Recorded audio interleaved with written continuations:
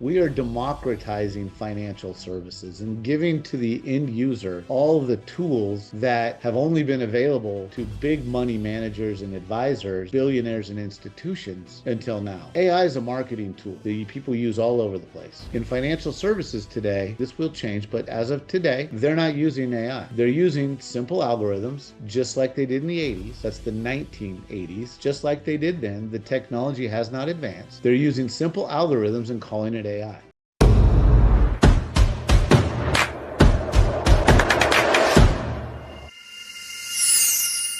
Hey guys, and welcome to the Grow IT podcast. One of your hosts here, Trey King. And today we're very excited to have our guest, Mr. Randy Tate from iFlip. And today we'll be diving into his story a bit, as well as what it is his company does. And then, as always, some engaging insights into the technology industry. So make sure to stick around for this one. But without further ado, Randy, welcome. Thanks for hopping on, man. Hey, Craig, thanks for having me, man. I'm real excited to be here. It's always an honor to be invited to have conversations with folks like yourself. Yeah, likewise, man. Likewise. Randy, I think let's kick things off. If you could, kindly just, you know, give us a bit about a bit, some interesting thoughts and some interesting background, please. Yeah, my background is quite varied. Right. I'm in the business entrepreneurial world, I'm agnostic. And I'll give you a little color into that. I historically and classically, I'm an educator. My master's degree is in education. I Wow. spent the first 9 years post-college teaching high school, coaching football, coaching wrestling, and that was the passion of my life and where I wanted to be. And I don't lose touch with that. However, I live in California, and if you know what the cost of living in California is, and you know what they pay school teachers, it's not conducive to the amount of good you can do in the world. So I took the leap. I jumped off the cliff and became an entrepreneur and started learning the game of making money. Since that time, fast forward now, that wasn't yesterday. Um, I've a little older than that, but I've had two successful exits um, in two very different industries. Been an executive at a software company, and now I'm running another software company that I co-founded that's in the early stages of significant disruption in the financial services world. And it's been a long journey and in multiple businesses. And for those of you that know the game of American football, probably soccer would apply as well. I say this all the time.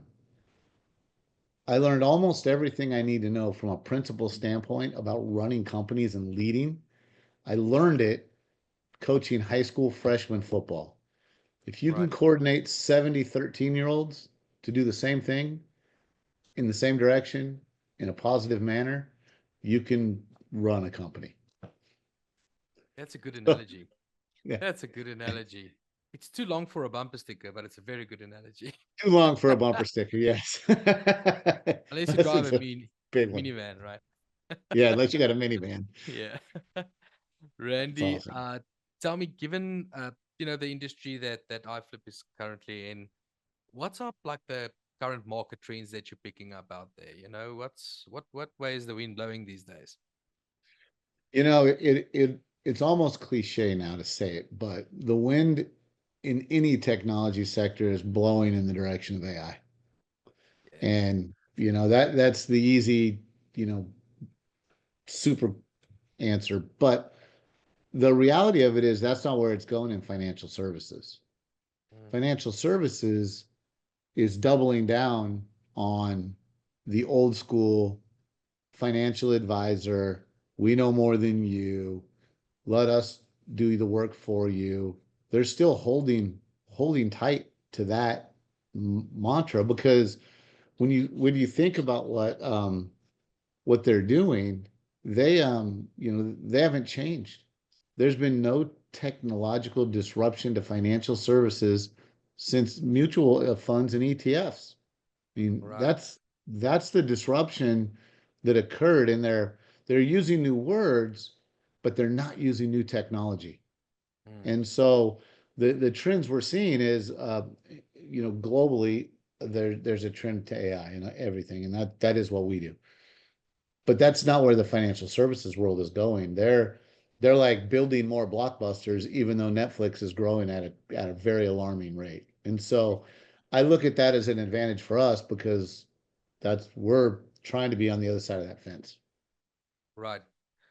I think this is a good time, if you don't mind, to elaborate and explain a bit. What is it specifically? What's iFlip about? What is it that you guys do? Yeah, we're a real simple to use investment platform that's powered by AI. And I'll codify that in a minute, but it's powered by AI and machine learning that's designed to protect wealth as well as grow it so that Wow. it's done for you. We are democratizing financial services and giving to the end user all of the tools that have only been available to big money managers and advisors, billionaires and institutions until now. AI is a marketing tool that people use all over the place. Yeah. In financial services today, this will change, but as of today, they're not using AI. They're using simple algorithms just like they did in the 80s. That's the 1980s. Just like they did then, the technology has not advanced. They're using simple algorithms and calling it AI. There's a Wow. large difference between an algorithm and AI. Although an AI is an algorithm, it's not the same as a plain algorithm. And so, when you look at what we do at Flip, we use real AI, real machine learning to protect wealth for the average person. We set out to do a couple of things, Treg. One, we wanted to be able to produce a performance related to risk as good as or better than any institution. We do that. Right. We wanted to do it in a very easy to use, and thank you, Robinhood. I took a lot of their ideas. I wanted to be as Yeah. easy to use, and I'll give credit where it's due. I wanted to use our platform to be super simple. Nobody likes to be confused. People like to point and click. They don't like to do any extra work, which means we had to create ourselves as the big red easy button. We've Right. made ourselves the big red easy button for the average person. So in essence, what we've done is we've eliminated the food chain of financial services that starts when you walk in the door at the major money manager, bank, planner, licensed advisor, all those places. It's not just that person. There's many people in that food chain before your investment gets executed on the markets. So you got to Yeah. feed all those people. So they got to charge you a lot of fees. They charge you on average between 1% and 3%. We charge $7 a month Yeah. That flat. is yeah. So that's what we're doing that's a little bit different, Now and it's now fully automated. now I'm getting it when you mentioned in the beginning there's a revolution coming this year in 2025. Yes. Wow, that's quite profound. That's very much profound. I interrupted. Sorry, man. Oh no, you're spot on. It is profound. We don't mince words about it. You know, we Yeah. are we are democratizing what billionaires have had. And in fact, we're doing it better than our tool is better than many of the tools the billionaires and the hedge funds and the institutions have today. And we can do it at a fraction of the cost. Of the cost. Goodness. Randy, you mentioned so many value points, just out of our discussion up until now. Tell me, like out of your own words, if we had to like summarize Flip in the sense of this is the most significant value of what we do. How would you how would you state that? We protect wealth. Right. That would be the simple stake in the ground.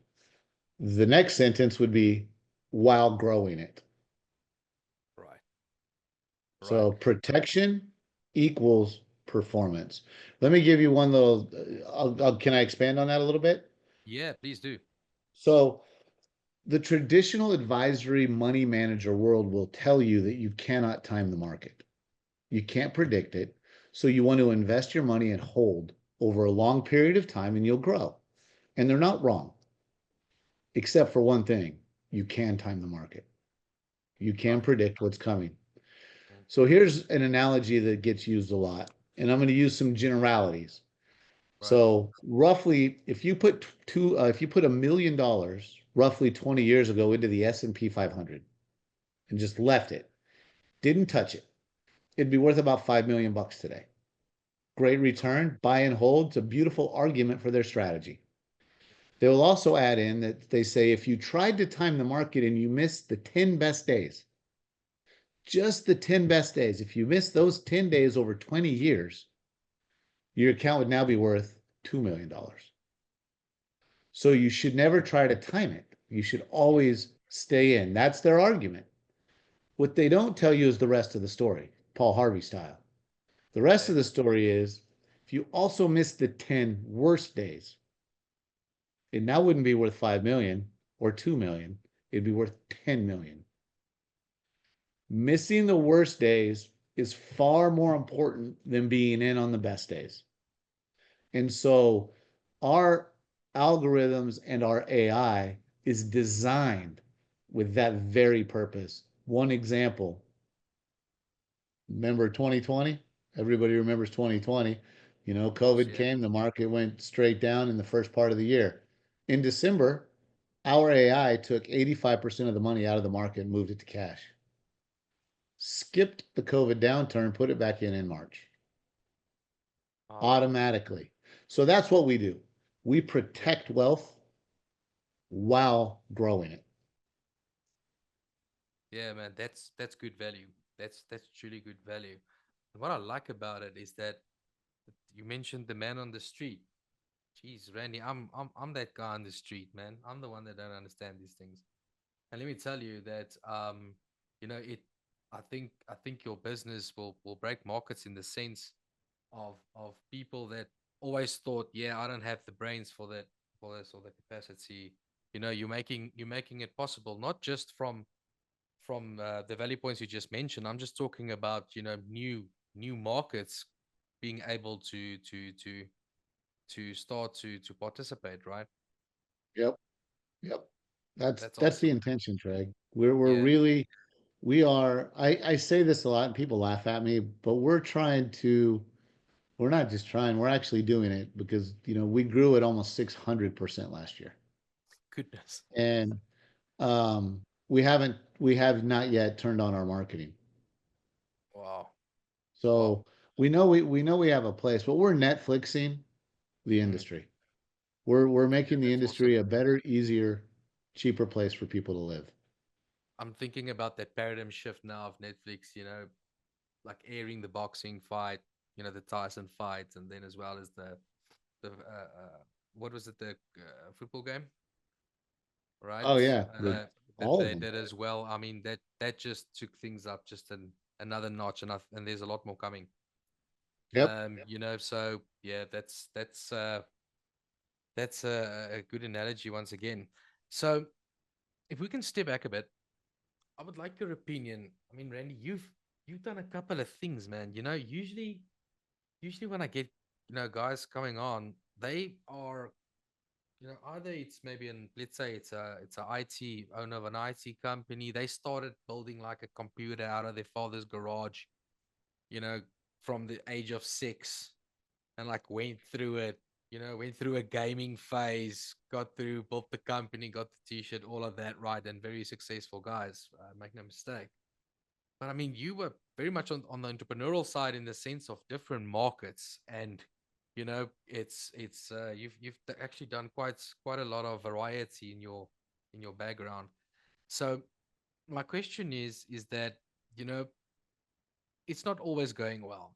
It's not always rosy. There's always bumps in the road, right? And I'm Yep. being diplomatic now. I've been through those things myself. When is there maybe an example that you can give us on like where things took a wrong turn, or where there was a couple of challenges, and or it might be that you had to break through a glass ceiling, or it might be that you had this challenge and this is how you resolved it. Yeah. And it's probably not industry specific. It's probably something lots of founders Yeah. have grown through. And I've actually experienced, I've learned this lesson a couple of times in a couple different companies. So as I've grown and built and sold companies, this is a recurring lesson that I get. Um, and the big lesson for me is, and one of the things I've learned is that you got to be real careful on your partners. Right. Who do you work with, and how good is your paperwork? Because I'm pretty good at it. Our legal team is pretty good at it. My history has taught me that you got to be really good at documentation of rights and responsibilities. And Right.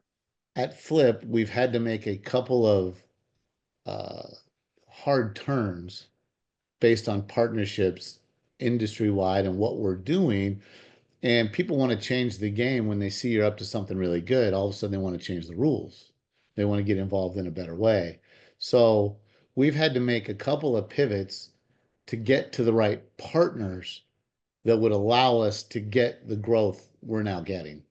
And so, yeah, picking the right people that you put on your team, not just your employees, because every business now you rely on outside business people, outside partners, outside influence of what's going Yeah. on, right down to your board.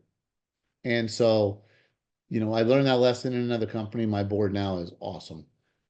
Mm. But I learned that that was something I've learned somewhere else. But in this particular company, yeah, we had a couple early partnerships that we thought were going to be good, quick, long-term fixes. And because they looked so good in the beginning, we moved too fast. Didn't do enough vetting, didn't do enough homework, and got myself in a pickle. Two of them actually. Just got out of one this year, and we're now in a relationship in the clearing broker world. That IT partner that is phenomenal. They're brilliant. They actually act as a partner, not as an entitled 13-year-old. And so, again, I should have learned that playing football. There's players on the team that don't fit. If you're going to Yeah. be entitled, you're going to be, righteous, you're going to be not open to different ways of doing things and collaboratively solving problems, then you should be ejected from the core. You hear it all the time, hire slow, fire fast. Um, I can't stress it enough how important it is to fire fast, um, whether it's partners or team. Or employees. You know, I fully agree with you. I think a lot of times when one gets to a place where the growth is like too quick and you are pressured because you need more people to take care of things, and then you're in a situation whereas you ask somebody, hey, do you know of someone? When you get to that place, then you need someone quick. And that's usually where, and at the end of the day, if that's not the right fit, I mean, like you said, you need to fire fast. I think in general, we tend to hold on too long. And except now for that is that it's costly, right? Yep, It's costly. I mean, it is. if you had to put a figure against time, depending on obviously what one does, but I mean, it's costly. And yeah, so I fully agree with you. That is definitely something that is an important factor. The Geez, Randy, I think I can talk to you for the whole day, man, but we can't. So what I would like to know is, you mentioned this year, obviously there's a storm coming, a good storm coming.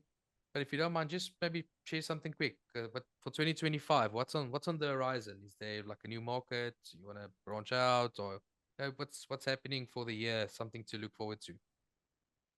Yeah, I mean, well, speaking as a US based company, putting politics aside, we have to believe right now, anytime a new regime takes over, that that new regime is going to bring new life, new credibility, new function, new stuff. Yes. And whether you like that regime or not, there's going to be changes. And in the very essence of change is the opportunity for success. And so we think it's going to come from a whole lot of areas. RAI would tell us that places like data centers and oil pipelines and energy, those segments of the world, particularly in the US, are going to thrive. Right. And one of the things, our platform is built on smart folios. They're individual buckets of stocks that are managed by the algorithms and AI. We just released a brand new one yesterday that Yeah. is designed to take advantage of what we believe are those things. And it's like I said, it's data centers, it's energy, it's just a whole new outlook versus the way the old administration did it. We had some for them too. So, Yeah. it's a matter of that. And I think it's coming. I also think the AI wave is just getting started. The real power of AI has not yet been released. Chat GPT and all that's great, but Yeah. those are, toys in essence to what is actually going on behind the scenes and what AI is going to be capable of doing. And it's going to go this way in 2025. Awesome. Well, Randy, on that note, tell me, where can the listeners, where can they get hold of you guys? Ah, our website is iflipinvest.com. We also have an iFlip YouTube channel. You can find that logo everywhere on there. You can follow us on Twitter, Instagram, LinkedIn, all those places, all the social media spots, or you can even friend me up on any of those personally. I accept anybody that wants to hear what I'm talking about. Awesome. Randy, what a pleasure having you on. Thank you for sharing your insight. Thank you for sharing what you guys do. That is very exciting. I think there's a lot of people wanting to enter this industry, what they listen to today, and I think a couple of people making some notes on some good advice that you gave as well. I think your business has got excellent value. I really wish you all the best, and may you only grow from strength to strength. And thanks for joining, man. Appreciate it. Thanks, Treg. Appreciate it.